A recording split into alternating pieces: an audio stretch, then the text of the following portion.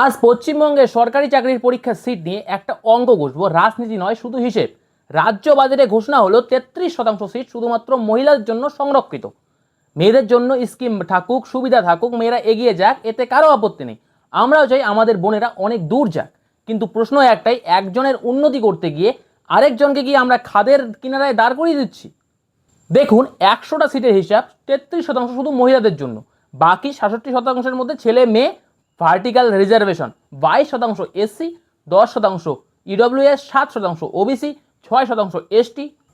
এর সাথে horizontal reservation আছে, অগ্নিবীর 10%, পিডাব্লিউডি 4%, এক্স সার্ভিসম্যান এবং ইসি কোটাও রয়েছে।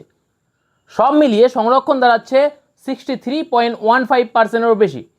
আগে যেখানে 45% সংরক্ষিত ছিল, এখন সেটা 63% পেরিয়ে গেছে। মানে হাতে থাকছে মাত্র 36.85% আনরিজার্ভড সিট। এবার আসল কথা শুনুন, এই 36.85% সিট কিন্তু শুধু জেনারেল ছেলেদের জন্য নয়। এখানে এসসি, এসটি, ওবিসি, ইডব্লিউএস সবাই আবেদন করতে পারে, মহিলারাও পারে।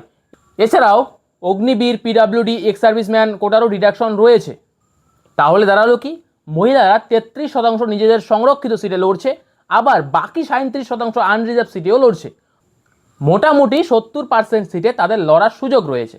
আর জেনারেল ক্যাটাগরির ছেলেরা, বিশেষ করে মধ্যবিত্ত ঘরের যে ছেলেটা দিনরাত এক করে পড়ছে, যার বাবার জমি নেই, ব্যবসা নেই, চাকরিটা একমাত্র ভরসা, তার জন্য পড়ে থাকছে কতটা।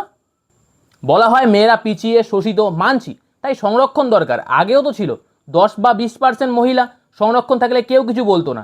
বাকি সিটগুলোতে 50-50 লড়াইয়ের জায়গা ছিল, কিন্তু এক লাফে 33% করে দেওয়ায় আজ ইউআর ছেলেদের ব্যবস্থাটা কি? 100 জনে 37টা সিট।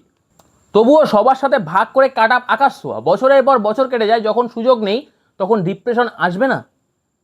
দেখুন, আমি বলছি না সংরক্ষণ তুলে দিন, সংরক্ষণ খারাপ না ভালো, সেই তর্কে যাচ্ছি না। যাদের সত্যি দরকার তাদের অবশ্যই দিন, সংবিধান সেটাই বলে। কিন্তু এক ঢালা নীতি নিলে একজনের সাথে ন্যায় করতে গিয়ে আরেকজনের সাথে অন্যায় হয়ে যায়। সমাজের একটা অংশকে টানতে গিয়ে আরেকটা অংশকে যদি আমরা তলানিতে ফেলে দিই, সেটাকে কি উন্নয়ন বলে? সমতা মানে সবার জন্য লেভেল প্লেয়িং ফিল্ড। 63% সংরক্ষণের পর সেই ফিল্ডটা কি আর লেভেলে থাকছে? আপনারা কি ভাবছেন যুক্তি দিয়ে কমেন্টে জানান, গালাগালি নয়, আলোচনা চাই। মনে হলে ভিডিওটা শেয়ার করবেন, লাইক করবেন।